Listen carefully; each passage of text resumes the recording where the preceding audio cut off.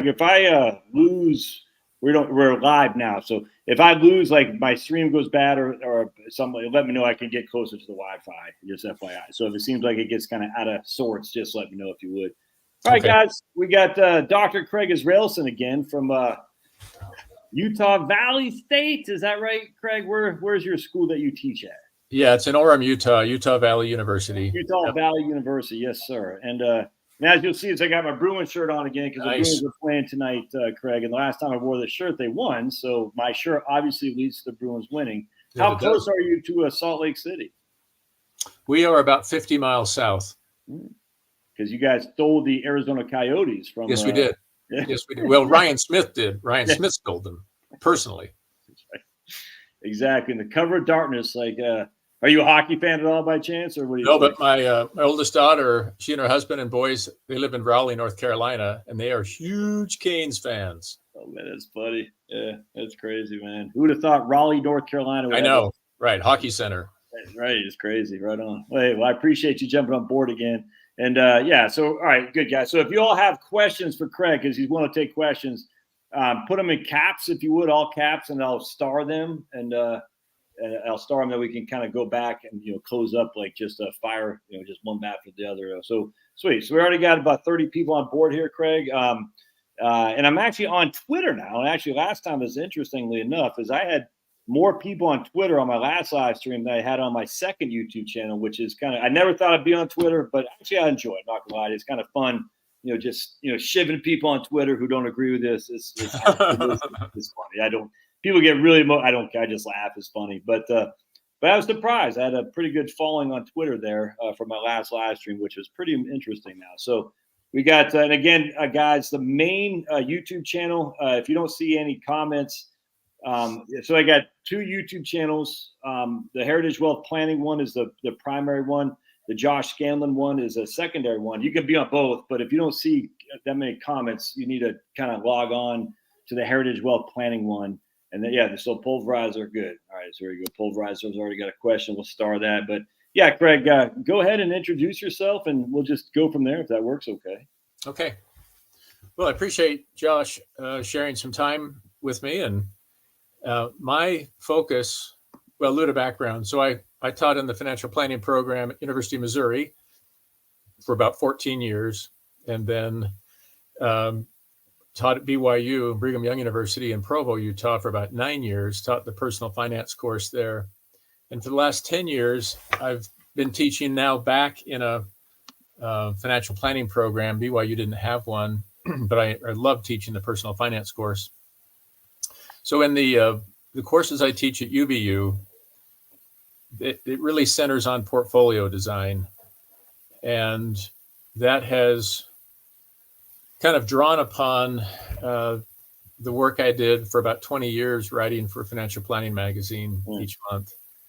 And I'm really, really a student of portfolio design and the analytics of how we evaluate portfolios. And the last few years, I've really focused on the retirement part of our life cycle and how to evaluate the way portfolios behave when money is coming out, because that's a game changer in terms of the mathematics of a portfolio, how it behaves in that what we call the withdrawal or decumulation phase. So that's what I want to focus on tonight. And I'm super happy to answer any questions. Probably the easiest thing is for me to show you a few slides that provide a summary or kind of an outline. And then I want to go to a spreadsheet that I've developed that allows an individual to basically test drive their retirement portfolio at any point in time, before they retire, at the point of retirement, during retirement. I mean, we think of, it's possible that we may think that we kind of do this analysis or this test drive of the portfolio and then we're stuck with it. Mm-hmm. Well, the reality is, we're going to be retired, a lot of us, for 20, 25, 30 years. And you don't go into an analytical hibernation. When you retire, you still can evaluate and tweak as necessary. But all that said, let's just jump in, and I'm going to present, go to present mode. Okay. I think we're going to use the entire screen. Okay. There we go. Hopefully, Josh, we have that working. Yep. You want to bring it up? There we go. Great. There you go. All right. Yep. So this is a little bit of a provocative title, the Unbreakable Retirement Portfolios. And it's not because of any brilliance on my part. It's just the mathematics of how we take money out. The asset allocation is important. It's extremely relevant, but how we withdraw money is more Craig, important. I'm hearing some background noise. You hear any background? Is that on my end, or you're hearing? Are you all hearing? Say again. Yeah, I don't hear background noise on my end. Okay. Are you guys hearing background noise, or just on my end? It's weird. It almost sounds like it's raining out or something like that. Anyway, it's not overwhelming, but it seems like it's getting a little bit louder. Let me just see what the peanut gallery says. Someone said they're hissing at us. Well, they're hissing at us. He's just joking. All right, but y'all hear any background noise? It does sound like rain. Yeah, it sounds like it's raining. Interesting. Yeah, like rain. All right. Well, let's try one different thing. Let me stop sharing for a second and go to present, share screen. Let me try a different. Let me go to a window and share the window. All right. Is that? Are you seeing the? I'm not seeing the slides there. Okay, that mode may not work then. Yeah, but it's fine. I mean, it's doable right on. Everyone's saying it's Linda's no one can talk except for Craig and me, Linda. So I dropped my volume a little bit. Did that help at all? It did. I think it did. Yeah, absolutely. Interesting. Okay, I'll drop my volume. That's it. I've never noticed that before. Okay, here we go. Let's bring it back. Share the screen. Absolutely. Entire screen. The PowerPoint. How are we doing? Are we seeing that? Yep. There you go. We're back. So let me give you just a quick preview of some of the analytics that we're going to really be doing a deep dive into. I want to look at 3 different retirement portfolio withdrawal strategies. And the first variable, because it is a variable, is the starting balance. This turns out to be the least important from an analytical perspective. It's obviously important to us as individuals, but the amount of money doesn't really change anything if, on a relative basis, if we are withdrawing based on a percentage of the portfolio's value. The amount of the starting balance matters a lot if you just pick a number like 50,000 or 60,000, and that's the number you're going to take out. Then the starting balance is hugely relevant, and this will make more sense in just a minute. The next variable that I'm just sort of I'm picking one scenario, and these are the assumptions of this scenario. It's a 60-40 portfolio. This is a retirement portfolio. 40% allocation to large U.S. stock, something like a S&P 500 fund or something like unto it. 20% allocated to small U.S. stock, 30% to bonds, and 10% to cash. So a pretty typical 60-40 mix, not too unlike Vanguard Balance or Fidelity Balance, those type of mutual funds. The annual portfolio cost, again, this is just one assumption. There can be many different assumptions of costs. I'm just pegging it at 50 basis points or 0.5%. And then the portfolio during retirement is rebalanced.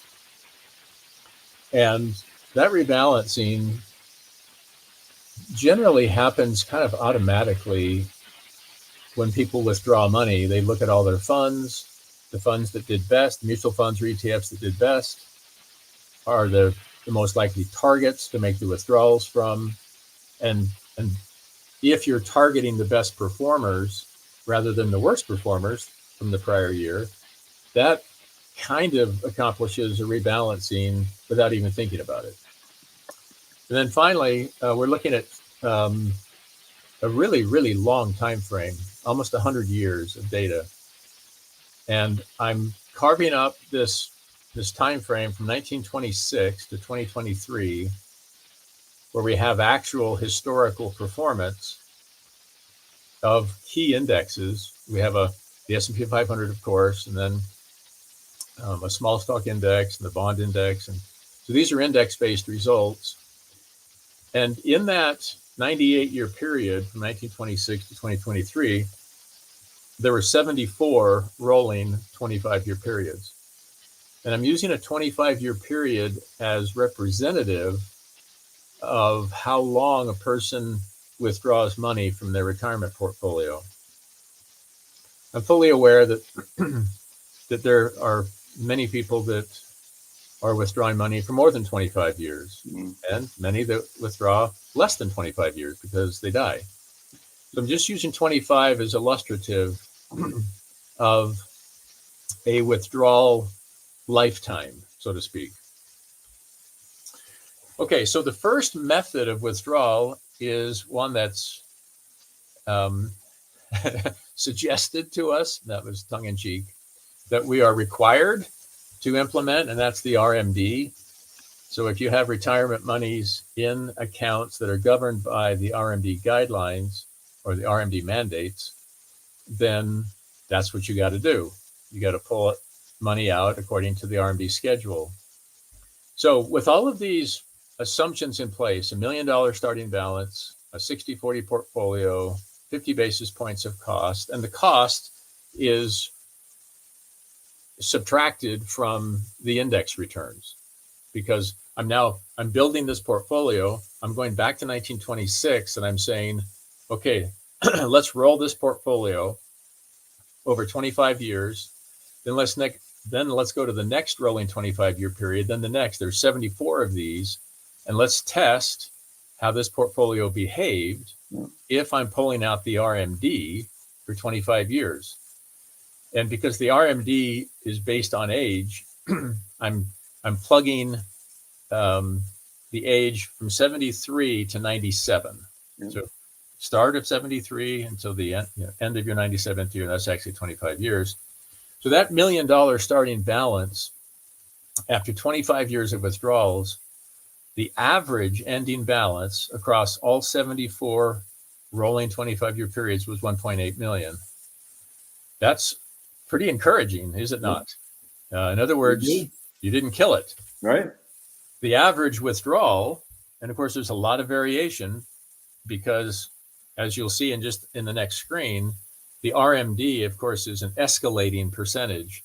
And so the annual withdrawals, if the portfolio is growing, which as you can see it was, because if you start with $1 million and with an average of 1.8, obviously it was growing, those withdrawals tend to grow.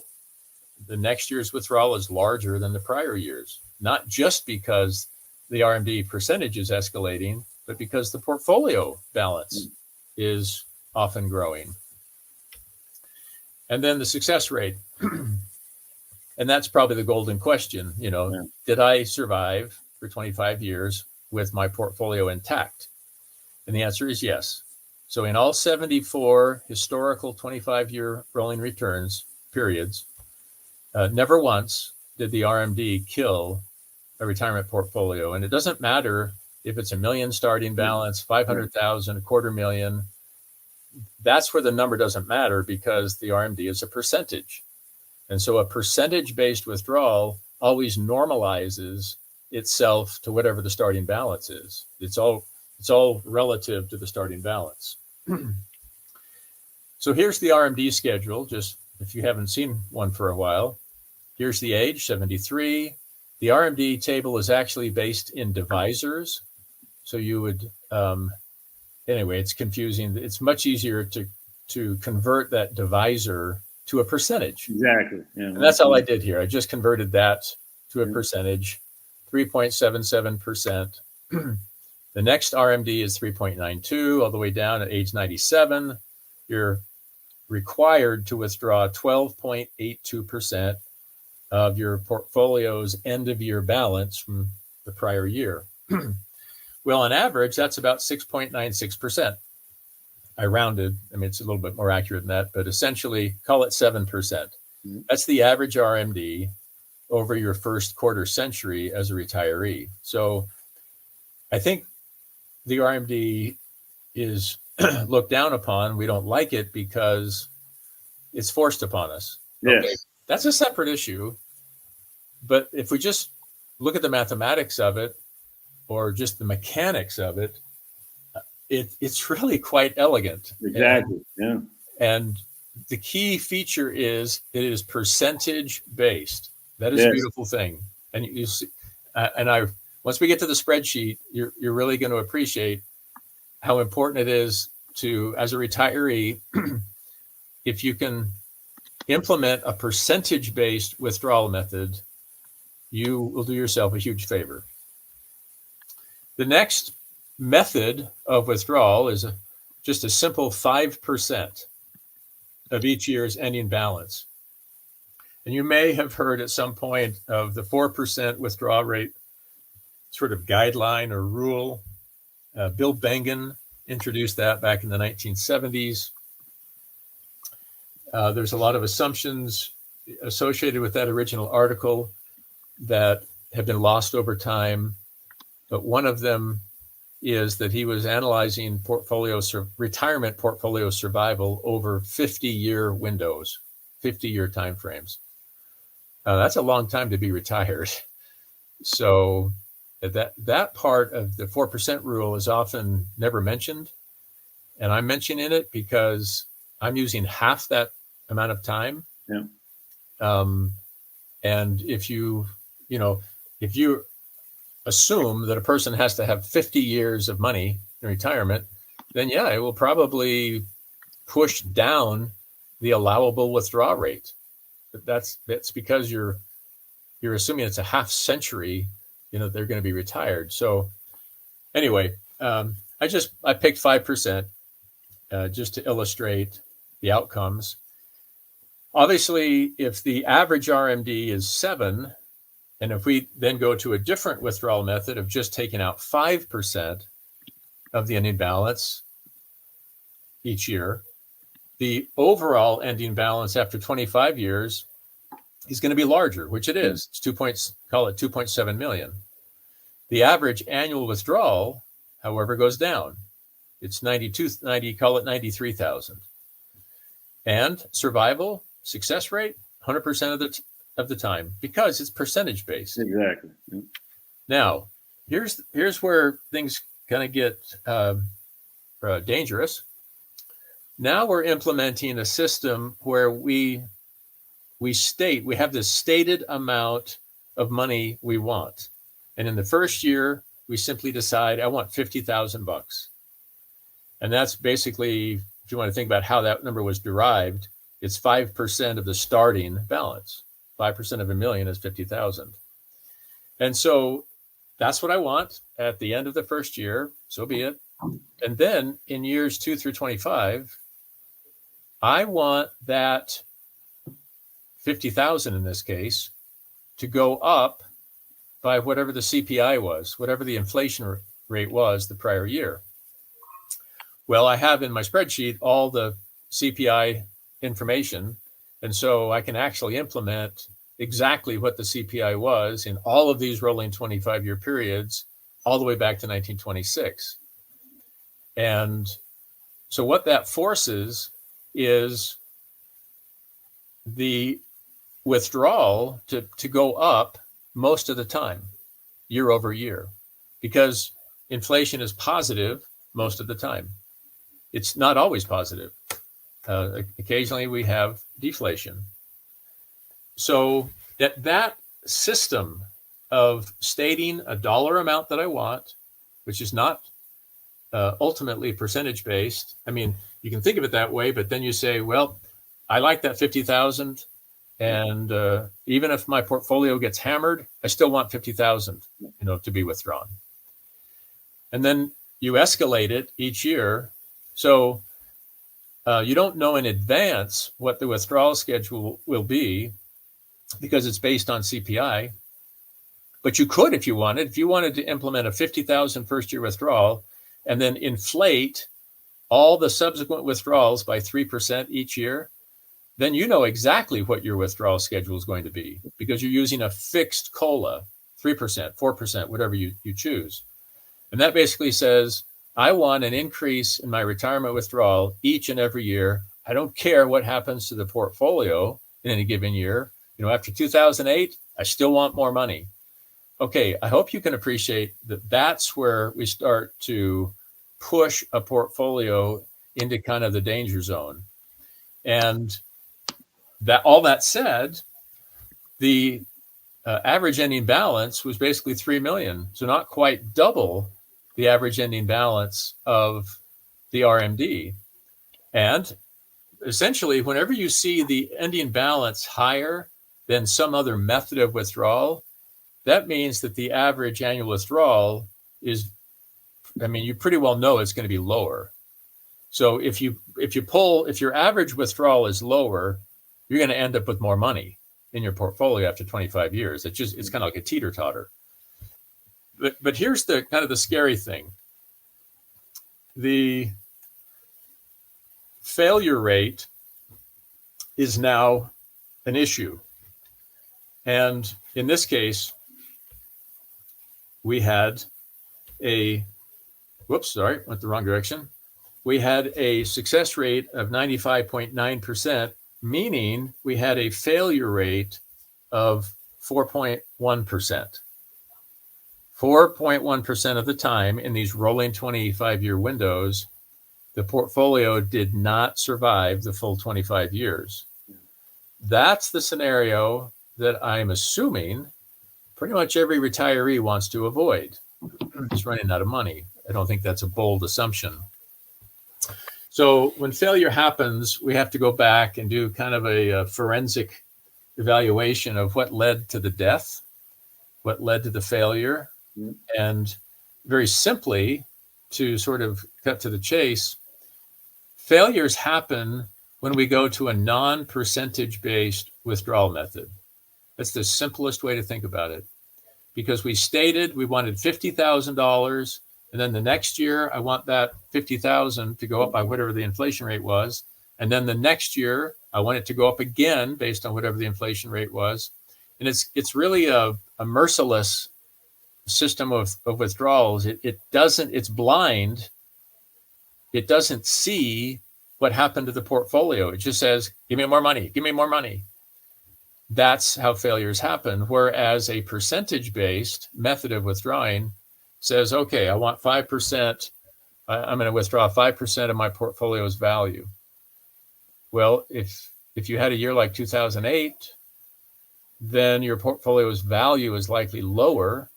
So that 5% withdrawal is going to be less money than it was the prior year.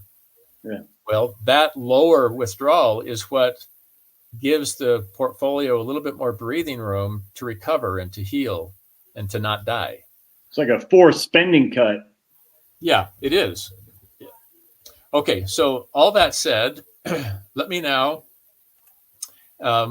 introduce you to the Retirement Portfolio Analyzer, or the RPA. Craig, Tim says he's never seen anything like your portfolio analyzer, which Craig is bringing up here right now. So high praises from old Tim there. Oh, thank you. Tim's Craig's brother, by the way. Yeah, right. Yeah, brother from another mother. So let me just, are you seeing the spreadsheet okay? Yes, sir. Josh? Yep. You can see it? Yes, sir. Yeah. Okay. Good to go. So the easiest way to think about this is, again, we're looking at these 25-year rolling periods, okay, over the past 98 years. And a 25-year window is from age 70 to 95 or 65 to 90. It doesn't matter. It doesn't matter what the ages are. It's 25 years. The only reason it would matter is if you're subject to the RMD. Yeah. And so if you're starting to pull money out at the age of 65, well, the RMD hasn't impacted you yet, but it will. And we can accommodate that actually in the spreadsheet, but we'll do some simple scenarios tonight. So think of what's happening as 74 different individuals. The first individual is Susan. Susan makes her first withdrawal in retirement in 1926 and her 25th withdrawal in 1950. That's a 25-year window. I know it looks like 24, but from the start of 1926 to the end of 1950 is 25 years. Once I get that data for Susan, I calculate the average annual withdrawal. There were 25 of them. She withdrew 25 times. What was the average withdrawal? Then she has an ending balance. What is the ending balance? Well, I just go grab that and I store it. Then we go to the next rolling 25-year period. That's Jamie. Jamie makes her first withdrawal in 1927, her 25th in 1951. What was her average withdrawal each year? Calculate that. What was her ending balance? So do that for 74 different people. That's what we're doing. And I get these grand averages. So this grand average annual withdrawal is the average of all 74 retirees. And then I have 74 separate ending balances for all 74 people. Calculate the average across all those. One of the key things to recognize up front is that this is not Monte Carlo. I'm not simulating anything. I'm going back and using actual historical returns to calculate all of the results that you're going to see. And in fact, I hadn't planned on it, but here's all the data. So here's 1926. Here's the large stock annual returns. Here's the small stock year-to-year returns. Here's the bonds, cash, and inflation. And then your portfolio over here. And it goes down, down, all the way down. So there's lots of data that it's feeding on to do all these computations. So let's get into it. So let's start out with the same scenario that I was showing to you on the PowerPoint slides. We have a $1 million starting balance or current balance. Whether you're already retired, you can just put your current balance. So it's $1 million. You've got a 40% allocation to large stock, 20% allocation to small stock, 30% to bonds, and 10% to cash. 50 basis points is your cost. That's the cost cell. And then your withdraw method. Let's go to RMD. Just type that in. Hey, Craig, can I just interject? He's using 0.5%, and I want to be even clearer on that, because a lot of these software programs, they don't do that necessarily. I mean, you can add the fee in there, but if you're using the 4% rule, that's not including a fee. So if you subtract out the fee, your net to use only 3.5 to 3, depending on what the fee is. So Craig's already building that in here, which I think is a feather in the cap for what we're doing here, as opposed to just some simple thing that Fidelity might have to. It's like, well, if they don't include the fee, might be a little bit optimistic, frankly. Yeah, and I think the trade-off has been with some of these online little calculators or tools is that they've made them super, super easy to use. But the problem with that is that you just suppress a lot of realities that we don't have to suppress. I mean, this spreadsheet, it takes a while. It takes a while to figure out everything it's doing, but the reason it has a little bit of a learning curve is that it's very powerful. Yeah. And so, cost is a big deal. And, we could make it 100 basis points, whatever. And as I change these, you see numbers changing off to the right. Yeah. Everything's live and fast. So we've got our RMD, and let me come back to that just in a minute. What I want to do is play a little game, and let's start with the famous 4% withdrawal rate. And I would ask everybody who's joined with us tonight to get a piece of paper or the back of a magazine or the back of a newspaper and a whiteboard. Let's just write some numbers down real quick, and it's going to be really, really revealing. We're going to be keeping track of the withdrawal rate. So I'm writing down 4%. And then in my next column, the title for the next column is average withdrawal. And then the next column, the title is average ending balance. Okay. So I've got 4%, which is the withdrawal rate. That's in one column. Average withdrawal is the column head, and then average ending balance. Okay, so at 4%, here's my average withdrawal right here, 86,000. And I'll just put 86K. I mean, that's plenty accurate. Our average ending balance is 3.5 million. It's pretty impressive from a starting of 1 million. Okay, so let's go to 5%. Right. Okay, so at a 5% withdrawal rate, my average withdrawal goes to 92.8. So let's call that 93K. And my average ending balance drops down to 2.7. So I dropped from 3.5 million to 2.7 million average ending balance by transitioning from a 4% per year withdrawal rate to a 5% withdrawal rate. So that's a pretty material impact on the average ending balance, but it's still way more than we started with. So maybe that extra $7,000 of withdrawal is worth it to the retiree. But the point is, they can make those determinations if we have a tool that can give us the analytics to then make that decision. Let's go to 6% withdraw. Okay, so at 6%, 96K is our average withdrawal. 2.0 is our average ending balance. Let's go to 7%. Now I'm at 97. Okay, not a whole lot different than a 6%. 97,000 is the average withdrawal. I'm at 1.6 on the average ending balance right here. Let's go to 8%. And I think that'll kind of make the point. Now I'm at 97. So it looks like we have topped out in our average withdrawal. Our average withdrawal did not increase, going from 7% to 8%. And our average ending balance went from 1.6 million to 1.2 million.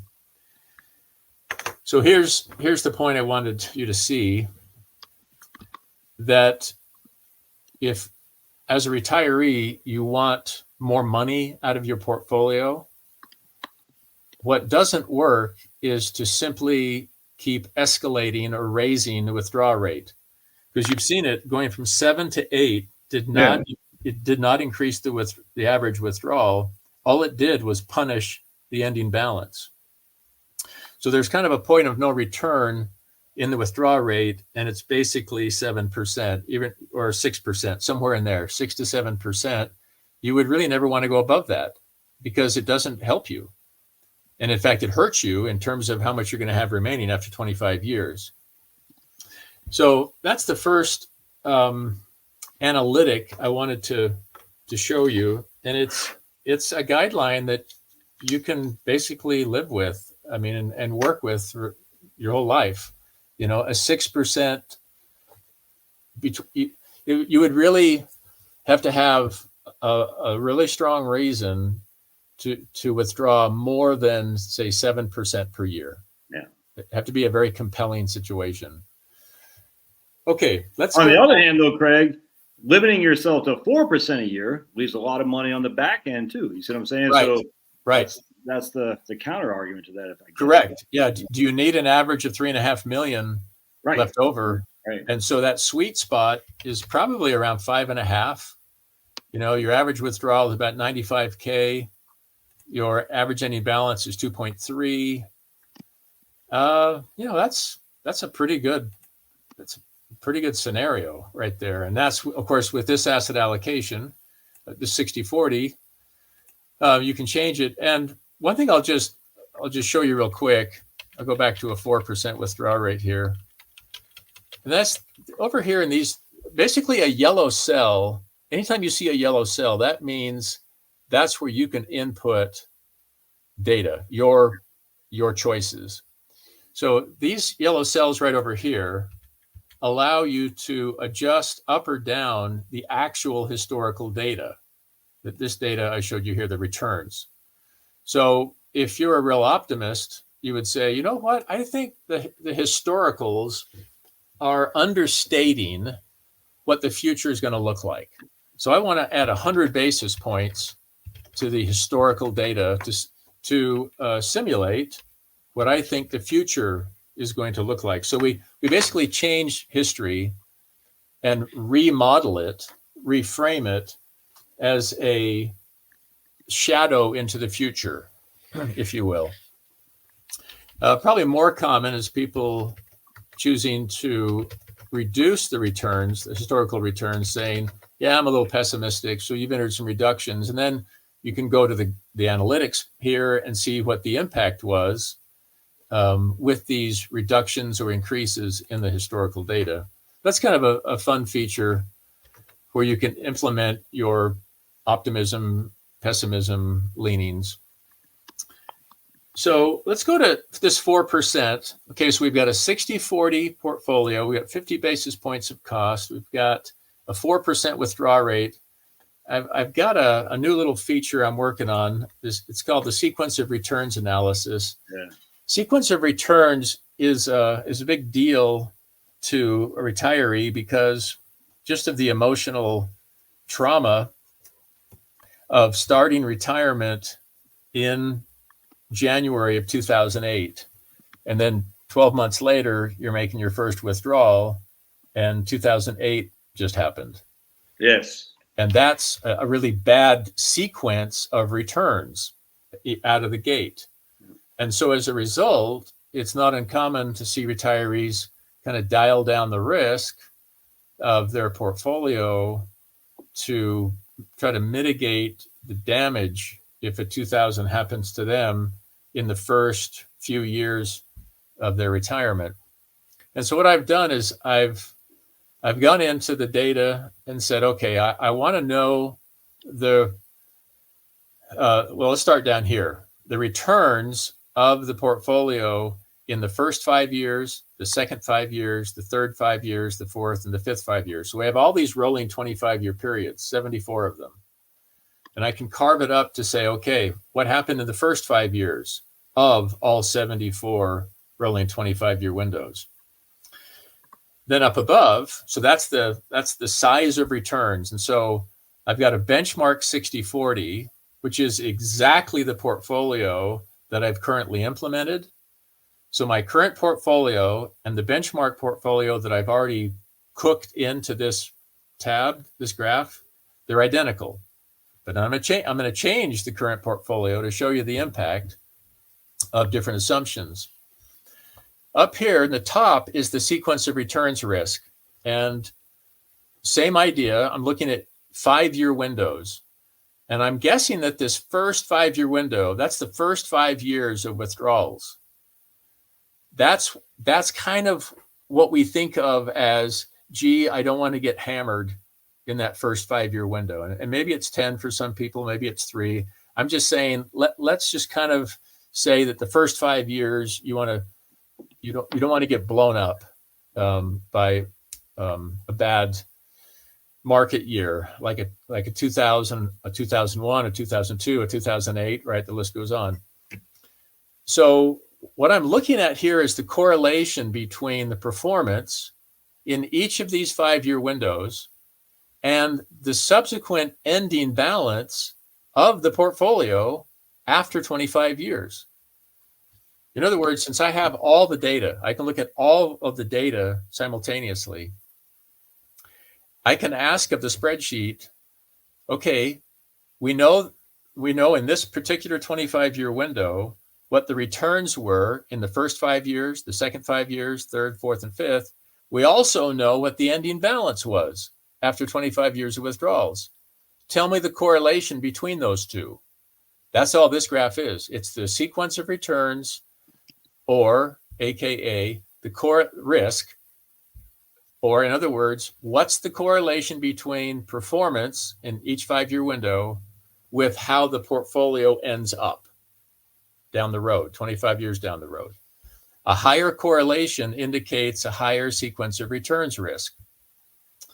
All right, so now they're identical because my current portfolio and the benchmark portfolio are identical. Let's go change things. Let's now go from a 4% withdrawal rate to a withdrawal rate where we mandate a dollar amount of withdrawal and a CPI. So I want 40,000 the first year. So now I've left the percentage mode. I've now gone into dollar, kind of fixed dollar or dollar-based withdrawals. I want 40,000 the first year, and then I want the subsequent withdrawals to be inflated by CPI. Let's go back to sequence of returns analysis. All right, things changed. Now the portfolio hasn't changed, so the returns are the same between our current portfolio and the benchmark. What's changed is how I'm taking money out. That's the only thing that's changed. And look what it did.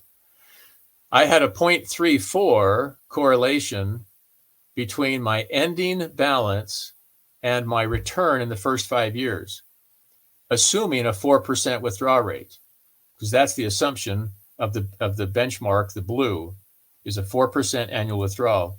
If I go to a dollar-based, 40,000 the first year, and then CPI in the subsequent 24 years, my correlation jumps up to 0.61.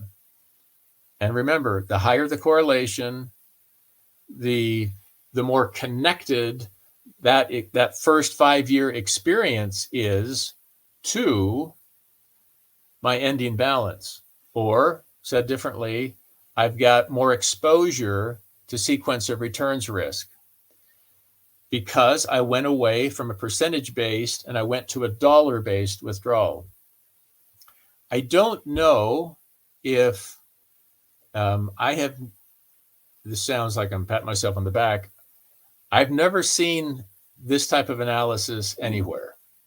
This has been sort of a kind of an epiphany for me to think through how to get my hands analytically around this issue of sequence of returns risk, because sequence of returns risk is kind of just sort of blithely talked about as just a general principle that applies uniformly across the board to retirement portfolios.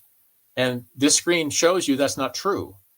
Based on how we take money out, the blue is a 4% withdrawal rate. The maroon is a dollar-based right over here with a CPI. It's more demanding. It's less merciful. And as a result, exposes a person, a retiree, to more sequence of returns risk. Absolutely. Well, then what do you do about that? Well, maybe for the first 5 years, you don't use that type of withdrawal. Rather, you use a percentage-based. If we go to RMD, interrupt just again real quick. So guys, the percentage base is like Ted had pointed out before. Taking a percentage of the previous years, inherently you can't run out of money that way. It's impossible. It's kind of like you never, if you're moving at half to half to half, you never touch two objects because they're always moving half as far. Yeah. So I think it's I've never heard anyone talk about this. You take a percentage base on the first couple of years, and that will alleviate the sequence of the real risk of the sequence of turn, like Craig was saying, 2000, 2001, and 2. If you can avoid that by taking an increasing rate amount out, 4% plus inflation, instead of just having a percentage base, they can flip over to the other thing. You can alleviate a lot of ways the sequence of return risk. So Craig, I just got to voice this because it makes sense to me. And if I don't voice it out, I won't pick it up. So sorry about interrupting there, but intuitively it makes sense. You're saying, no, reduce the risk, not saying to live like a pauper, or saying reduce the risk on the front end so you can avoid, to some regard, the sequence of return risk. Then you can kind of switch over. So anyway, keep going. That's right. Well, no, you're exactly right. That's a good summary. The percentage-based, well, let's go back to those years that you alluded to, 2000, 2001, 2002. Let me show you those right here in the data. So here's 2000. Is that big enough you can see it okay? Not really, but there you go. There you go. Yeah. Okay, so here's 2000. Here's large stock, lost 9%. Small stock, lost 3%. Bonds were up 11. Cash was up almost 6.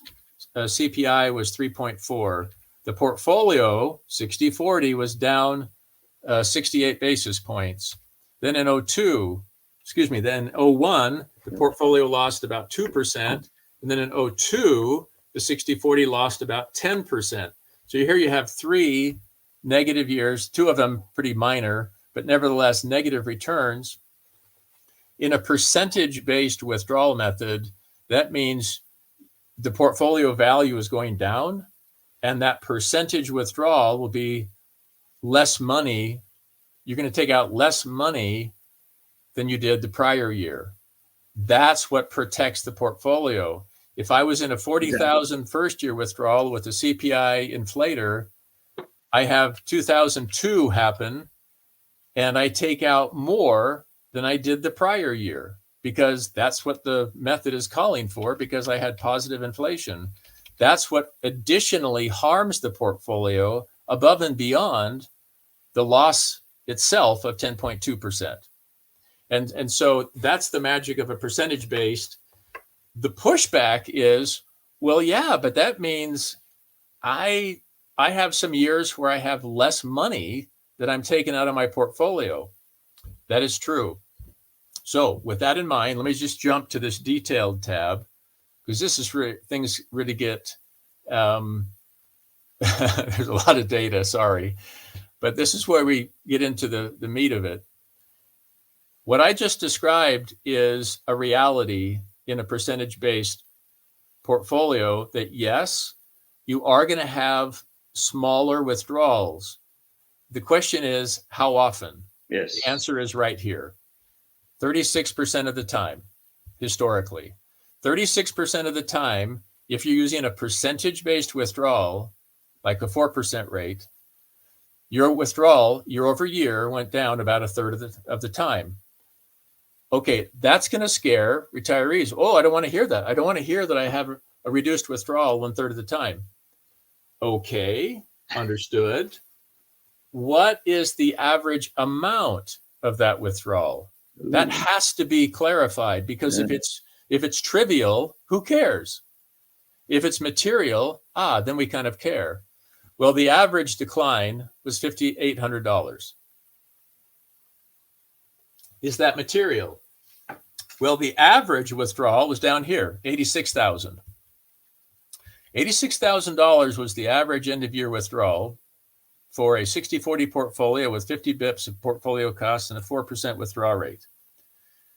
36% of the time, you had a decline of about, just round up, $6,000.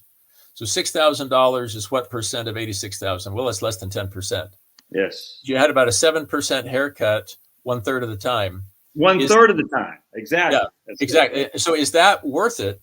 Is Right. that willingness to take a little bit of a haircut 1/3 of the time to basically give yourself mathematically a guarantee that you're not going to kill this portfolio? See, that's a trade-off. A person can now evaluate if they want to make that trade-off. I would definitely make that trade-off personally.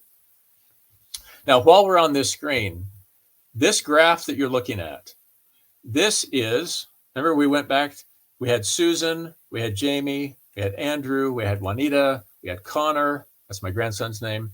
So here is Susan. How many grandkids you have, Craig? We have 9, working on our 10th later this year. Gotta keep Social Security funded, man. You got it, baby. So this is Susan. This is Jamie. Here's Connor right here. I hope you see what this graph is really depicting.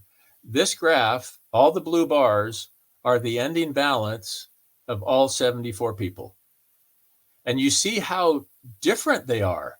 Yeah. Wow. Let's find out who this person was and go to their house for dinner. Yeah. Right. So their ending balance was 9.3 million. The most recent 25-year period ending last December had this ending balance.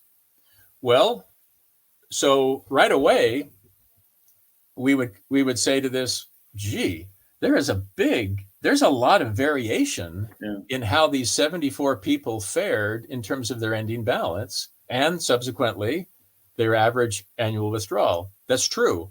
That's called sequence of returns reality. Yeah. The sequence of returns over different 25-year windows has a big impact. So that's the graph you're looking at is the reason why we look at sequence of returns analysis or sequence of returns risk, because you're looking at it. This is the manifestation of the impact of sequence of returns that are different. Now, what's cool is that the maroon little dashes represent the starting balance. Oh. So you have 74 people, and then we analyze their experience after 25 years of withdrawals. All of them finished with more than they started with. Every single time. Every single time. Sometimes it got close. During the Depression, this person right here finished with 1.4 million, but they went through the Depression, some really rough years. And then what's really fascinating is if you'll just ignore from this graph to the end, this figure right here, this blue bar is 1983 to 2007. So 2008 hasn't come into the analysis yet. Then it does. Boom, drops down. All of these subsequent individuals were touched by 2008. Look what it did. I mean, it just dropped down the y-axis. But did they survive? Of course they survived, because they were pulling money out based on percentage. So and not only did no one have less than $1 million, no one had zero. I mean, that's the ultimate thing, is they still had money when they left. Correct. Went to the greater reward. Well, and then while we're here, the green dot is the balance after that first 5-year window. I mean, we've kind of been focused on this first 5-year window up in this, sequence of returns risk, the first 5 years. Well, that factors in. The green dot is, okay, each retiree, they've withdrawn for 5 years. And at that point, they say, okay, how am I doing? I think we all know ourselves well enough. We're not going to wait for 5 years to inspect our portfolio. Right. But I'm just being optimistic here that people would hang in to their model, their 60-40 model, for 5 years. Well, most of the green dots are above the maroon line, which is the starting balance. But not everybody.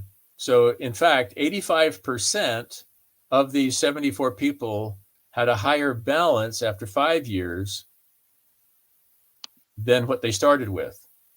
So for these folks, that means 15% of this population, they were underwater, so to speak, under their starting balance after 5 years. What do? Do they panic? Let's say that they don't panic. Go to the next statistic. Hang in there. Percentage of time, I'm going to blow this up so you can read it more easily. The percentage of time, the ending balance after 25 years, in other words, the percentage of time that the blue bar was higher than the green dot. In other words, they're like this person's a classic case right here. They start out with $1 million. 5 years later, the green dot, let me blow this up even more. This person right here. Yep. Here's their balance after 5 years. Yep. Here's their balance after 25 years. Why? Because they hung in there. That's freaking awesome. Look, so I was wondering about that. Those green dots, I said that's almost like I hate to say worst case scenario, but saying after 5 years, you were underwater relative to your starting point, the sequence of return risk. But then look at the same thing like you just did there, Craig. After 25 years, if you hung in there, right, every single time you came that. Right. The blue bar is higher than the green dot 100% of the time. That's why I call it the hang in there statistic. Yeah. If you'll just hang in there and let a long-term process, which is investing, it's a long-term process, let it work. Don't unplug the crock pot. Leave the crock pot plugged in. That's the message that this graph is really displaying. And it's quantified by this 100% figure. All right, let me show you how to kill a portfolio. Yeah. Let's enter a 0 here. Let's go to a $50,000 first year withdrawal. Then I want a 5% COLA no matter what. I don't care what the market does. I want 50,000 the first year, and then 5% more the next year, 5% more than that the third year, and so forth. It just keeps escalating. Let's go back to our detailed. Whoa, you saw what happened there. When the blue bar disappears, that means that portfolio died. Yeah, but even then, Craig, how many percent? I mean, that still looks pretty impressive when you think. I mean, I can't see what the percentage is. Let's say 70-something% there, or what? I mean, there's still a lot that successfully had money after 25 years. Yeah, 86% of the retirees survived, but 14% didn't. That's not making any changes on the fly, though. I mean, my goodness, if they're out there, you know what I'm saying, at some point, just common sense says we're going to, change it at some point. But I mean, that's right. I mean, yeah. I mean, let's say a person, if I'm retiring today, I probably go in here and I say, okay, I'm going to do a 4% withdrawal rate. Yeah. And then I come down to my detailed analysis. I scroll down, and my average balance, let me blow this up so it's easier to see.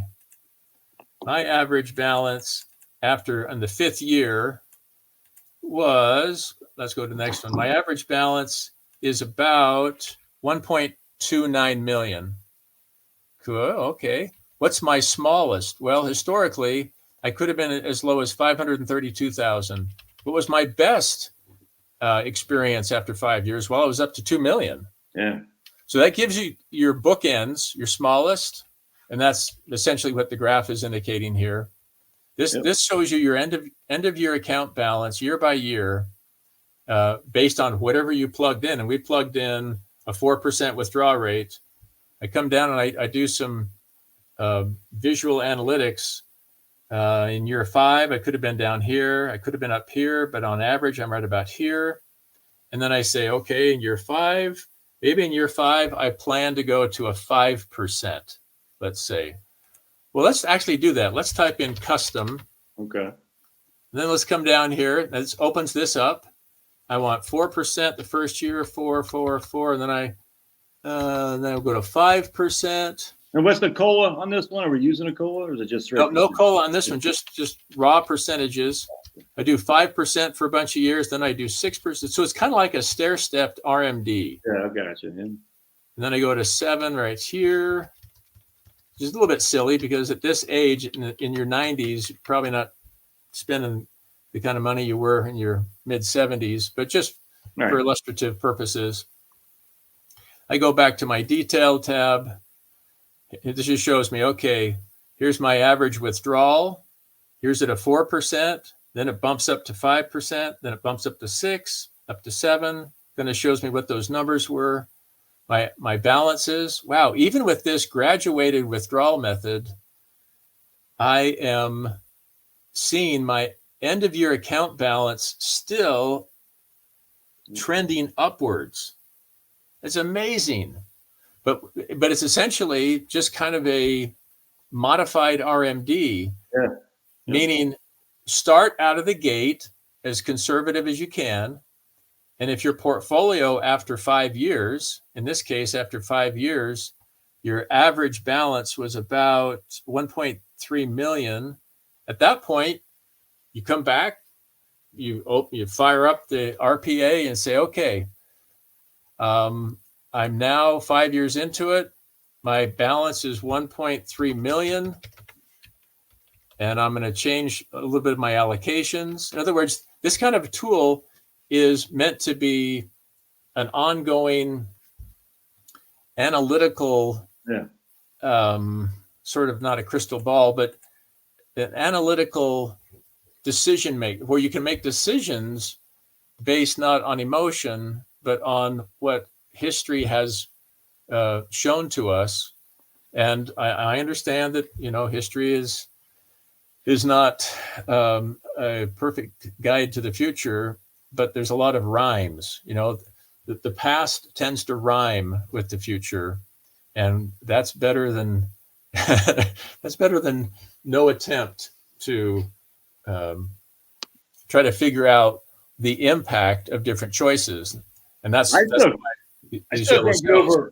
you took 5% a year with a 5% COLA, using historical returns. And we're not swinging we got a 60-40 portfolio. We're not swinging for the fences here. And yet only 14% of the time did you run out of money. I mean, the whole thing about it's just the 4% thing drives up the wall. So I'm like, yes, that is the one example that Bengen had where you'd never run out of money, but it just leaves so much on the table. All right, so now if we're at the negative and unfortunate that we're looking like it could have been we just retired in the year 2000 as opposed to 1982.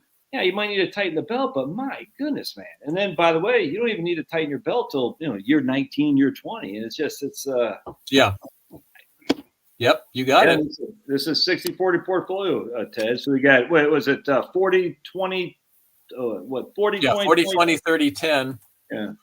The cool part, and I'll wrap it up here because we're at 7, but there's a really neat feature. It's called the retirement budget. So everything we've been looking at here is basically all portfolio based, just our retirement portfolio. But that does not encompass all of our retirement income sources. And so the retirement budget is designed to solve that. For those who haven't seen it, you enter in anything in yellow is where you enter your data. So what do you think your Social Security COLA is going to be? Let's enter 3%.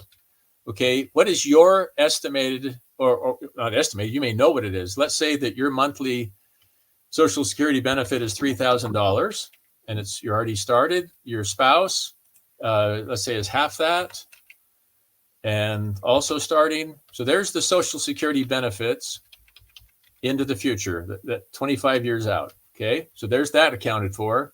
Do you have any other monthly income? Let's say no. There's no other monthly income, so zero those out.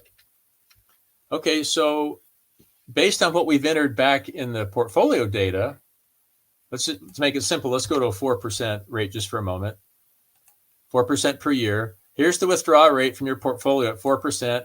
Here's your average monthly portfolio withdrawals, given what you've entered in the previous tab. So here's an income source, your Social Security. Here's your spouse's, if you have a spouse, Social Security. Other monthly income, portfolio withdrawal, all of which get added up. Here is your estimated total monthly gross income. Then you tax it, whatever the tax rate is, whatever portion of it is taxable. That gives you your net monthly income. Yeah, that's fantastic. Then you enter your expenses. Yep. What do you think your expenses are going to be? If it's a bright yellow cell, you enter your data. That shows you your budget. Either you're under budget or over budget.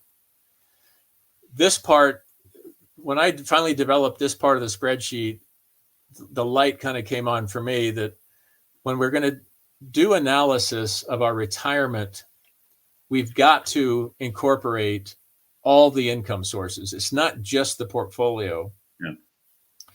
And anyway, so that has been a big deal. The last thing I want to show you is counterintuitive.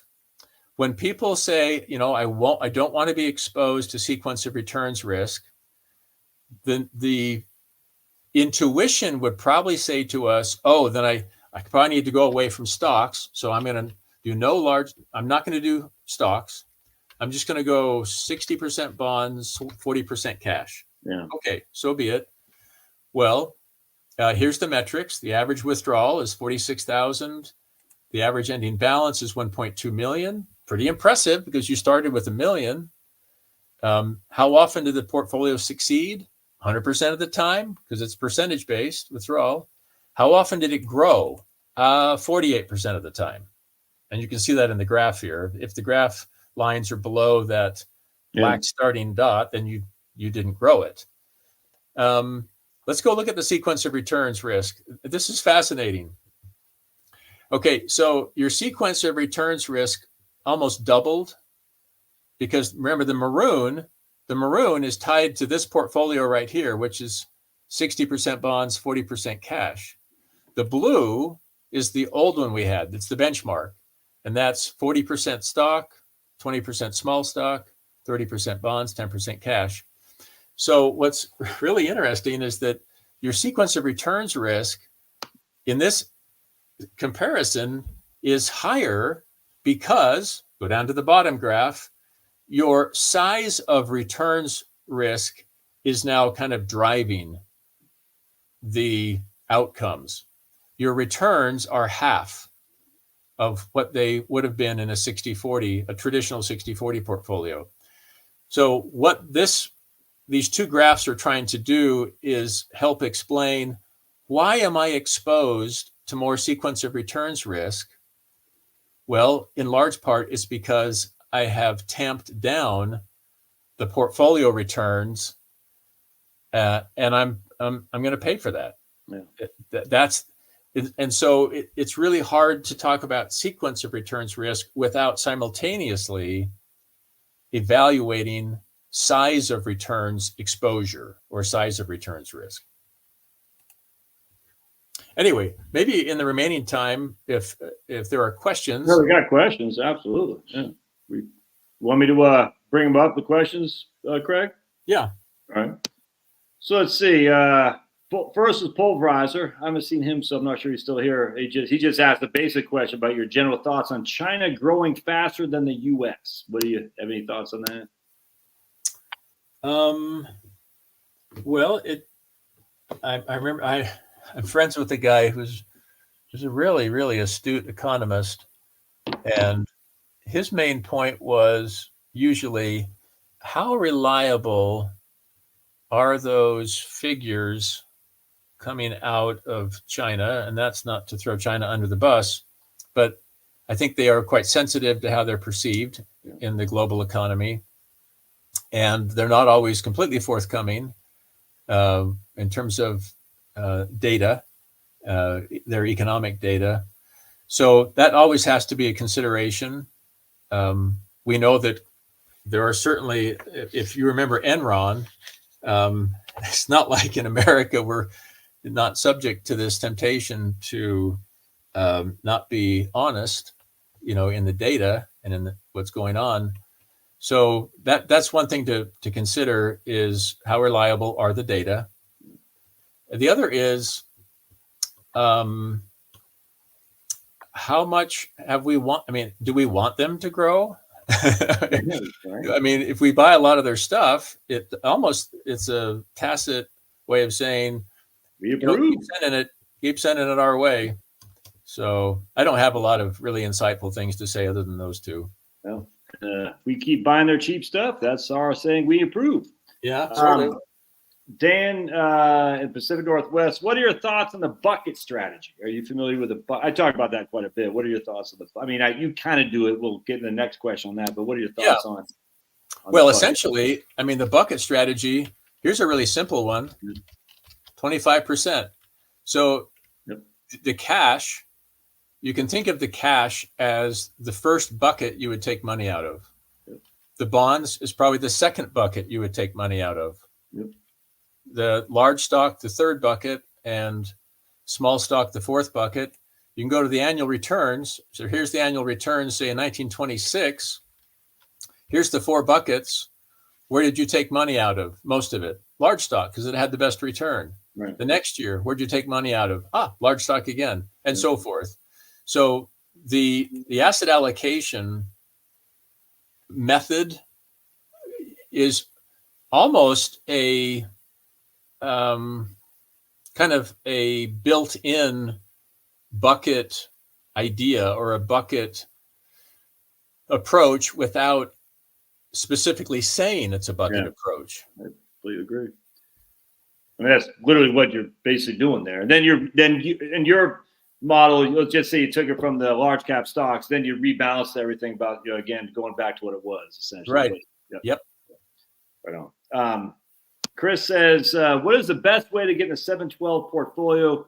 Dollar cost average, he'll be retiring in 6 months. Do you have any recommendation of the best way to get into the 712 portfolio? So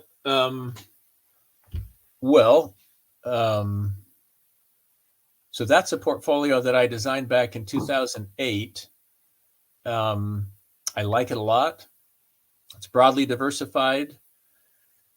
I'm not sure exactly what I mean, do you want to learn more about the 712? Is that what's I think being he wants asked? to invest in it, actually. Was he have any, I mean, I don't think there's yet an ETF on that yet, right, Craig? Right. Okay. So, yeah, the 712 model uses 12 asset classes. And I have learned the hard way that is best built by each person. Yeah. We had a 712 ETF for a while. It was a mutual fund. So it was mutual fund form. It could have been an ETF, but and it was had a really cool ticker, 7X. Yeah. But the problem when it's pre-packaged like that is that you can't strategically go into the 12 different funds, because if you build it yourself, you're going to use 12 different mutual funds or ETFs based on which model you want to build. And then after a year like 2008, you go into those 12 funds and say, okay, which of these funds did well? That's where I'm going to pull most of the money from.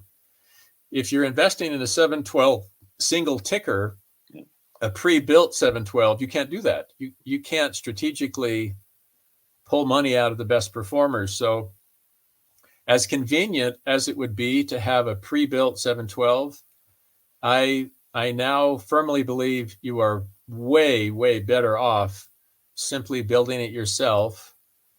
And I mean, I sell reports to guide you in that process, but it's not rocket science. You can go to my website, 712. Well, I can just do it. Are you still seeing my screen? Yep. Oh, well, I mean, it's super easy to go to 712, just the number 7, the word 12, portfolio.com. There it is. There it is. Yes, sir.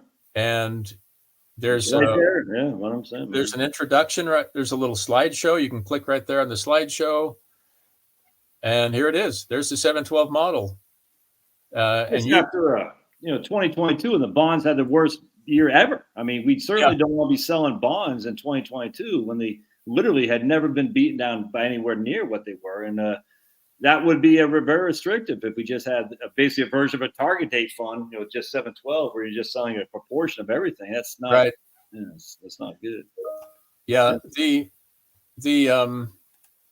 I can show you the returns of the 712 model. I just clicked on the 712 portfolio and introduction. It's on the website, super easy to find. I'll just go back there. You can get it right here in introduction. Just scroll below the pie charts. Yep. Click on an introduction to 712 right here. That pulls up that PDF. I'll just do it again. I'll close that one. And here's the returns. So you've got a active 712 model, a passive 712, a Vanguard, a Fidelity, a Schwab, a couple of benchmark Vanguard funds. The 25-year average return is right around 7%. The standard deviation is right about 12%. Isn't that fascinating? Roughly a 7% long-term return, about a 12% standard deviation, a volatility measure. So the return is pretty similar long-term to the S&P 500, but it's got about 25 to 30% less volatility. Exactly. And that's the whole point of diversification. As we saw in the aughts, and this is where I came across you in the financial planning or horse's mouth, I forgot, but maybe both. I think it was both. But the aughts were devastating, and it's weird how we've quickly forgotten that. I mean, there's a lot of young guys out there anymore on YouTube, and I said, man, did you not go through the aughts? But 712 held its own in the aughts. It's just a fact. And who knows if we'll go back to it, but the facts are from 2000 to 2009, the 712 held its own compared to basically anything else. Just no other way around that.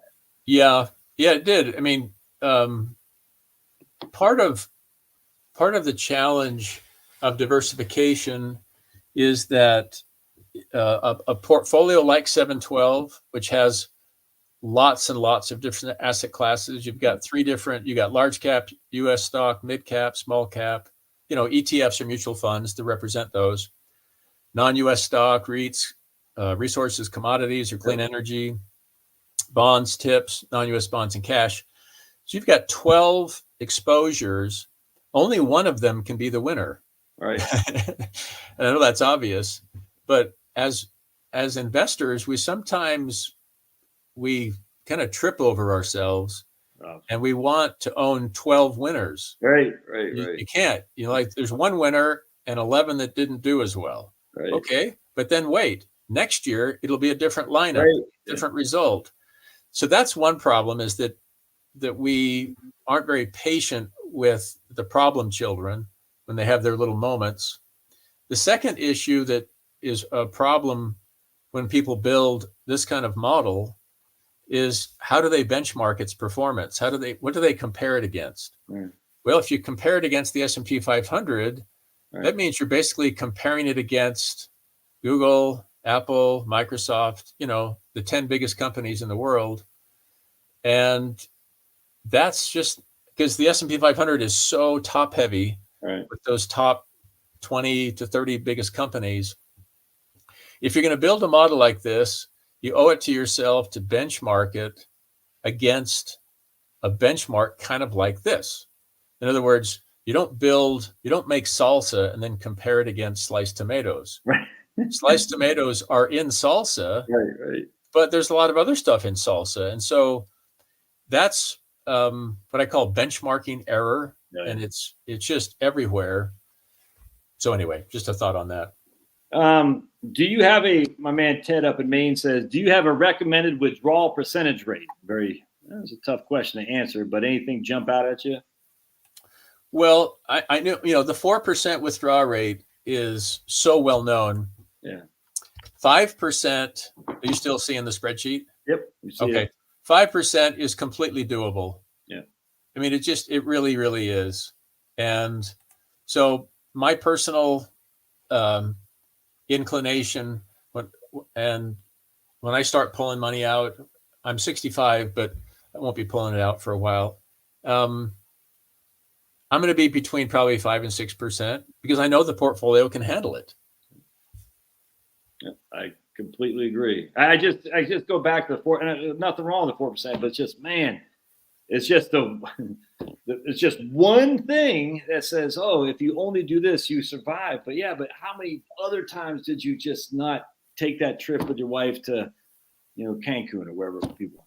Right, and you only have you're in your 70s once, right? You're in your early 80s once, and so if a person wants to bequeath a lot of money to their heirs, great, then maybe you use a 4%. But if you would like to utilize some of the resources for whatever, travel, church service, whatever, then I think that's the decision that is facilitated by this sort of a tool, is that you can run a lot of different scenarios because the calculations happen instantaneously, and then make your decision based on analytics. And by the way, I want to mention, just like last time, when I do this stuff for Josh, I'm obviously showing the spreadsheet to you, but Josh and his people get a discount on this. So if you're interested in this spreadsheet, it is 50% off the normal price. And I have no problem with that. And that covers you for a year. So I'm about ready to send out an update because it has this new tab, the sequence of returns analysis, for those of Josh's people who previously purchased it within, the year. So I just want to make sure that it is offered at a discount for you all. Some guy actually asked that. So Craig, they just reach out to you at 712portfolio.com, and they can just email you there. Yeah, that's fine. Yep. All right. So Craig at 712. Let me just type that in here. Craig at 712portfolio.com. Did I get that right, Craig? That's 7. Yeah, right now. Just email Craig and say, hey, I just watched the live stream with Josh, and you 50% off the first year. And if you don't like it the first year, you don't have to. He's not getting your credit card like a Nigerian prince. I mean, it's like, it seems to me, what's the cost? $300, $100? I don't even know what it's cost. The normal price is $200, but for your people, Josh, it's $100. $100. I mean, you're not going to, I can't say I've seen everything out there. That'd be silly, but I've seen a lot of stuff, and you're not going to find anything like this. Just not. And the new retirement software, a lot of people, Craig, I get it. It seems okay. But you're not going to find anything like this. So let's see. My man Gordon, he says, if all is in a Roth, do you still use the same mix?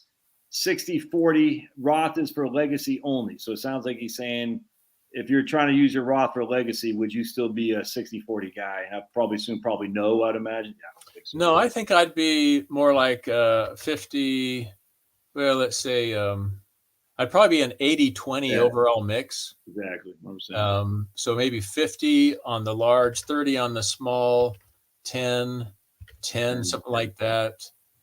And, as you're willing to elevate the equity exposure, well, let's do it. Let's go back to that. Well, let's keep it at 5%. Okay, so now we're at 80-20. Yeah. Our average withdrawal. If it's for the legacy, let's focus more on the average ending balance. And you're at 3.6 million, but that's having pulled out. That's pulling out 5%. Right. Maybe you pull out 2%. Now the numbers get goofy. Like you're at 7.8 million. That's real money, Craig. It's real money. And if you pull out nothing, then, actually it's hard to do that. You'd have to go to zero. You'd have to go to zero there. You're at 13 million. Yeah. If you're pulling out nothing, I mean, my goodness. You can do that with the analyzer. The analyzer wasn't built to do that, but you can see it. It can calculate it. You might blow up that cell width right there. But you don't have sequence of return risk to worry about because you're not. No, you don't. You're not taking money out.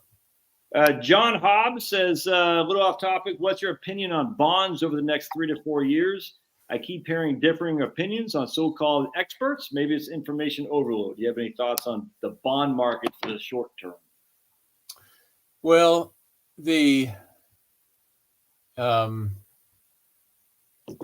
think I have. Oh, let me show you. Okay, let me show you historically. Let's go to 100% bonds. Okay. All right. Then let's go to the annual returns. All right. So here is the return of bonds, just bonds. Okay, 100% bonds over the last 98 years. So we've had a few little episodes of negative returns, and then we had 2022. Yeah. And Josh has already alluded to that. It was that was a mind blower. It's crazy. So, and this is the aggregate bond index. Okay, that's the measure here, and those are. Let's see, the indexes used are right here on the introduction page. So let me get all the specifics right there, but it's basically the Bloomberg Aggregate Bond Index. So here is the historical context. Okay. Now, let's go back and look at all cash because that's the interest rate cycle, and that has a direct impact on the bond cycle. So it takes a little while. I mean, you have to kind of piece together different views to have a view going forward. So here's the interest rate curve, basically. Interest rates peaked in the early 80s because we use if the portfolio is nothing but cash, and cash is the 90-day T-bill, that's basically the interest rate. Yep. So here we've had, just let's pull out the cost just for a second. Let's go to zero. That's why you're getting those negatives because we're imposing if we just want the raw index returns, then go set your total portfolio cost to zero. Okay, so here's your interest rate cycle. So where does it look like we're at? Well, of course, we bottomed out. Interest rates between 2009 and 2015 popped up, bottomed out a little again, and then lately, we all know, have popped back up.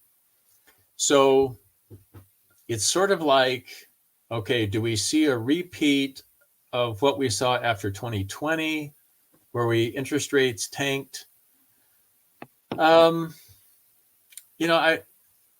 I really am not a good forecaster. That's why I build software that uses historical data. That's right. But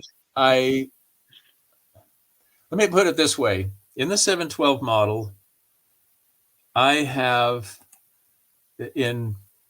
quite often in recent years, when I'm choosing the mutual fund or the ETF to go into the bond allocation, the bond spot, I've tended to go to short-term bonds. Yeah.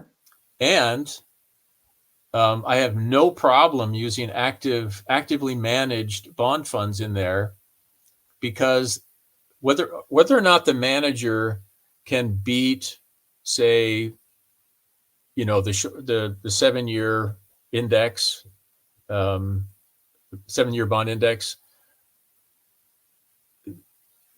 ideally, the discretion they have in an actively managed bond fund, the theory is, or the thought is, that they can utilize more instruments, more approaches to try to eke out a positive return if they have sort of an open mandate. Whereas an index, a mutual fund or an ETF that's tracking a certain bond index, they have no latitude. Yeah. They have no ability to go beyond the scope of what the index invests in. And if they do go too far astray, they really shouldn't be called an index fund. So one thought is, because I don't know what to tell you about the interest rate. I'm not good at that. But one approach is to go with a fund that has some active management abilities and tends to be a little shorter duration. And then when you feel like we're out of the woods and interest rates have stabilized, then maybe you go back to a more traditional bond fund. I mean, you're not stuck in one or the other. But I would say, and I have some other another PowerPoint that kind of goes through this. But the bottom line is, the question really matters if your portfolio is primarily bonds. Yeah. If it's not primarily bonds, it just doesn't really matter that much. What I'm saying is, if you have a portfolio that's 40, let's say you have a 70-30. So you're 40% large stock, 30% small stock, 20% bonds, and 10% cash. So 70% engines, 30% brakes. Yep. And let's say you're pulling out the RMD, you've got 50 basis points of cost. Let me show you what I mean, that it doesn't really matter that much if you only have 20% of your portfolio in bonds. Let's write a number down. So under these assumptions, our average withdrawal is 141K. Our average ending balance is 2.2. All right. Let's say that we believe that bonds are going to do poorly going forward from now. Well, how do we test that? How do we test the future? Well, one way is to change the past, because we're using these historical returns as sort of a foreshadowing of the future. I'm going to pull.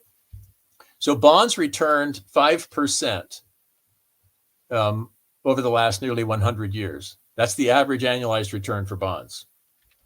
Let's cut that in half, minus 250 basis points. All right. Our average withdrawal was 141. Now it's 130,000. Our average ending balance was, before I introduced this reduction, 2.2 million. Now it's 2 million. All right. So then I would ask you, is that a material outcome? And the answer is no. Yeah. So if bonds do poorly going forward, and you only have a 20% exposure, it doesn't really matter that much. If your bond exposure is 80%, now it really matters. Yeah, exactly. 1%. The same thing with stocks, on the other hand. Exact same thing. Yep. So Harry asked a good question, and I kind of answered during the thing. But what method is more accurate, using historical returns or Monte Carlo? And that's a loaded question. That's right, exactly. So there's a very, very interesting technicality that is a potential problem in Monte Carlo simulators, and that is that there's two problems. Number one, if you are sitting in front of a Monte Carlo piece of software, it's going to ask you two questions.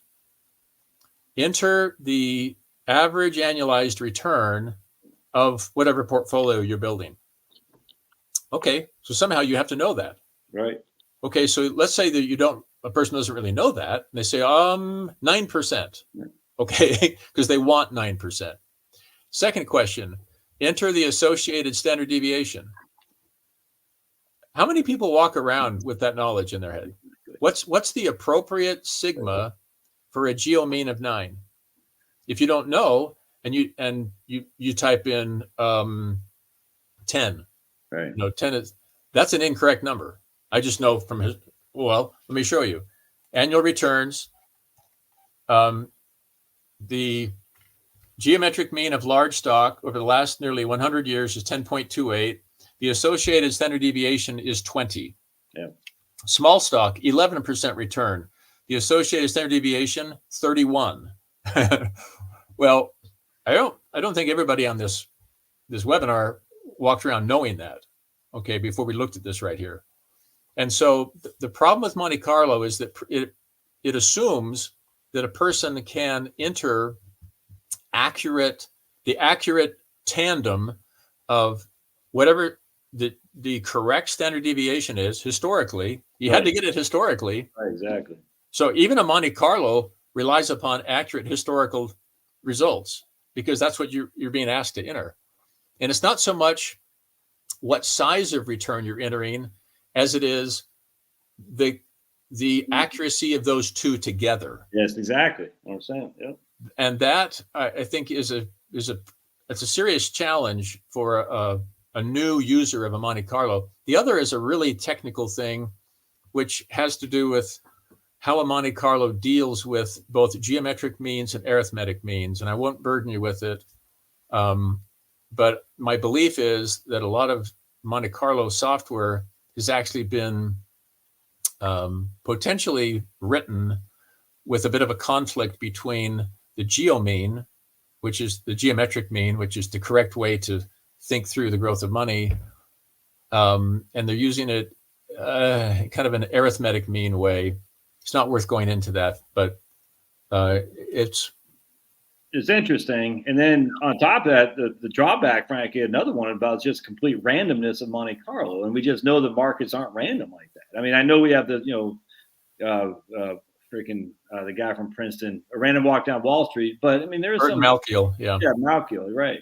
And there's some evidence that says, no, the markets do kind of know what they did. And the reason they do that is because the markets are run by human beings who have memory. So, well, look, yeah, I mean, this portfolio we've entered, the 70-30, 40% large stock, 30 small, 20 bonds, 10 cash.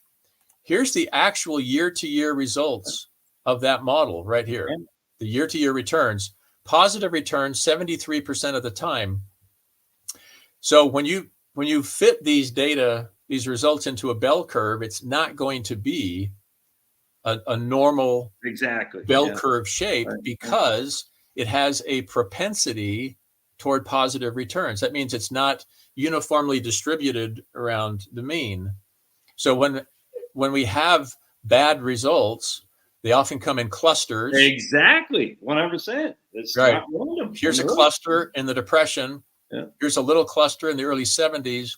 Here's a cluster in the early 2000s. Other than that, usually it's a one-off. And the one-offs aren't that bad. And the one-offs are unpredictable. And so that's the one-offs, right, where the random nature of Monte Carlo works, is the clusters. And then, of course, there's clusters on the positive side, too. It's not just on the down. So we have positives on, standard deviations, both on the positive and the negative. So we have major clusters. Right. I mean, look at, from when Trump was elected there, 2017, 18, and 19, that was a major cluster. And so it's just the drawbacks of Monte Carlo are I think they get overlooked quite a bit, frankly, Craig, with people thinking it's like, oh, it's better than linear returns, 100%, but absolutely. But it's still not. Anyway, I don't think that. And I told Harry, I said, there's nothing wrong with using both, and that's what I kind of do. It's like, correct. Look, I was just going to say that it's not, you don't have to pick your heart or your lungs. You can pick both. And I completely agree. Chris says we kind of talked about this bucket strategy. Because we talked about having that bucket strategy already, so we're going to go ahead with that. Do you, my man Ted? Do you recommend a static percentage withdrawal percentage based on end of year balance, or increase the initial year one withdrawal? Do you recommend a static percentage withdrawal base on the end of year, or increase the initial year one withdrawal? Okay, so basically like a 5%, 5% versus like a 4% increasing with CPI. I think we've already covered that. Actually, you like the 5% much more. Yeah, but the deal is, I think the question is trying to get at, is there any compelling reason we have to just be stuck with a 4% rate, withdrawal rate of 5%? No. I think the beauty is, the big takeaway for me is, use a percentage, whatever it is. Yeah. Try to get away from saying, I want 60,000, a predetermined 60,000. If at the end of the year, you look at your portfolio, whether it had a positive return or a negative return, and you can say, okay, what percentage rate would it require for me to take out $60,000? Yeah.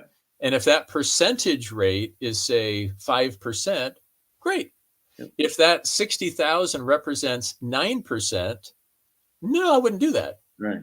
So in other words, you always want to bring it back somehow to a percentage. Ultimately, that percentage is going to be expressed in a dollar figure. But let the percentage drive the withdrawal, not a predetermined, mandated dollar figure, because if it's mandated, then that basically says, I'm not even paying attention to what happened to the portfolio. I just want $50,000. That's where the problems start. And I want $50,000 inflated with inflation, makes it even worse, as you already described in the sequence of return risk. You know what I'm saying? Right. And that's what I think that software is pretty sweet. You have the 5% initially, then you can kind of go back over to increasing the old 4% or adjust with inflation. You do whatever you want. It's fantastic. Right. All right. So Denise just said RMDs. This was kind of in one of your talks there. So RMDs would act like a fixed money withdrawal rate, a fixed amount. Well, it is inherently, because the government's telling you how much you have to take out. So they're saying, hey, but so she's acting. I think that's a question. So RMDs would act like a fixed dollar withdrawal rate. Does that make sense to you, Craig? What she's asking? No. No. Well, the RMD. So I've got RMD selected here. Yeah. And you can see the annual withdrawals in this little graphlet, how they vary. This is all 74 people. Let me blow it up. All 74 people are in this graph. This is one person. Okay, these are the annual withdrawals for the best case scenario, and that was that period from 1975 to 1999, right here. That best case scenario, no serious negative returns in that 25-year window. So a fixed dollar amount would look like this, where we go to 0, we go to a $50,000, and we have no COLA. Okay, so that's what a graph will look like. It's just boom. See how it's just flat? Yeah. And this one drops down because the portfolio died. Yeah. There's one instance where it died when these graphs dive bomb to the x-axis, death. So that's what a flat dollar-based looks like. If that graph is not flat, that means it's some sort of percentage. There's a 4% right there. You can see then all 74 different people, in general, those annual withdrawals are escalating upward, some more dramatically, but in general, they're trending upward. And that's typically what happens in a percentage-based approach, is that you have escalating at the amount you're withdrawing is increasing year over year, roughly 2/3 of the time. Yeah. Maybe she was asking something else. Yeah, it made sense when you were talking about. I forgot what it was, frankly, but that's okay. Yeah, Denise is she's a tough cook. In fact, Denise does a lot more. Denise is one of those people who could probably do this for a living too, Craig. And it's amazing how many smart people I have on this channel. It's nuts because I'm not that bright. I just like to read. And because I like to read and ask questions, I probably have a leg up on most advisors, but I'm not like a smart guy. But it's amazing what a book will do. It's shocking. People it's amazing. So Tim had a bunch of kind words for you. A couple other guys had a bunch of kind words for you here too. Again, Craig has many brothers who apparently are watching this video channel. Excellent live stream. So all these people just saying thanks, Craig, for being on here. My man Fun Guy says he can watch this all day long. Yeah. So, and then Tim says Craig's the best. No disrespect to me. How dare you, Tim? No. All right, so I guess that's it, Craig. So again, Craig, you can get his the Bruins are up 2-1. Oh, take that, Florida. So you can get Craig's stuff at Craig right here. Craig at 12portfolio.com. Craig's a great guy. If you have questions, email him. If all you have is questions, fine. I'm happy to try to answer them. And so and what I'm saying is that. What I'm saying, but if you buy Craig's stuff, you're like, I don't get this. Just send him an email, man. I mean, Craig's not going to bite you. He's got 9 grandkids, 10 coming out. He can be patient, that's for sure. So no big deal there as well. And I think it's fun. This stuff is fantastic, and I think you just get a lot out of it. And good, I don't get paid for this stuff. Craig has put a lot of time and energy, so he's going to make his money back for his labor. But it's not like he's charging $5,000 for a mortgage or anything, for heaven's sake. And then if you don't like it after the first year, just don't do it again. But I think it's just fun. A lot of the people on my stuff, Craig, are software engineers, electrical engineers, that kind of stuff. Just very smart cookies. And I can tell. I can tell that. Yeah, they send me their spreadsheets, Craig, and I just want to kill myself. I'm like, oh my goodness, because it's all like everyone has their own different language. It's like trying to read Latin and read Arabic and stuff. I said, I can't understand this stuff. But Craig, any last thoughts before I let you go? I'm gonna go watch the rest of my game here. Any other thoughts or anything? Yeah. The last thought I would say is that it's not really a thought. It's kind of an evolution. I'm a quantitative guy, so I find sort of my little sweet spot in analytics and a lot of data. Yeah. This spreadsheet was never intended to be sold. It was just my database for my research. And then I decided to put a front end on it. The front end is just all this stuff, right? It just consolidates where you enter your data. Everything's, visual and graphs. The reason it's become what it has is that it has given me confidence that I don't have to worry about, I don't have to be freaked out about, am I going to run out of money? Is my portfolio going to die? This analysis has given me more confidence as a retiree. And that, to me, I think is the most important thing it does. If it helps us be more at peace and calm with this whole thing of retirement, then this tool has done exactly what I would hope it would do. I mean, we can analyze, a lot of people they're sort of closet scientists, or they're actual, scientists, but they like to do analysis and they like to do what ifs. Do it all day. And then ultimately you're going to come back and say, you know what? It's really hard to kill a portfolio if I'm reasonable. Exactly. And then you're sort of at peace. Yeah. And then you go out and do what's more important. Checking your portfolio every day is not a good idea. And if you can be at peace with it, it's going to work long term. Don't get distracted by it. There's so many more important things. Well, we're stewards of God's money, and that's just a fact. So, He doesn't need us to get the highest rate of return, but He certainly needs us to, to glorify Him in all we do. And as such, if we can bring peace to our own situation internally, I have a sneaky suspicion, that that's going to be more glorifying to God as opposed to walking around like a miser saying, oh, you know what I'm saying? If we're just be more happy and content in what God has given. That's for sure. Because at the end of the day, it's all his anyway, Craig. You know it. I know it. It's like he doesn't need our money, but he wants to see how we manage his wealth. That he needs our attention. He needs our focus. He needs our heart. And, I've put a lot of time in on countless spreadsheets.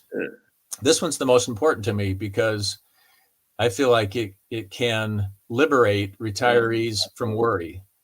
Or pre-retirees too. I mean, exactly. Freaking out like, oh my goodness. I'm like, dude, just let's step back, take a deep breath. You know what I'm saying? Seek guidance from above. And we have tools now that can use, historical data, and you can't break it. And if you think you're like run up against a wall, just email Craig. All right.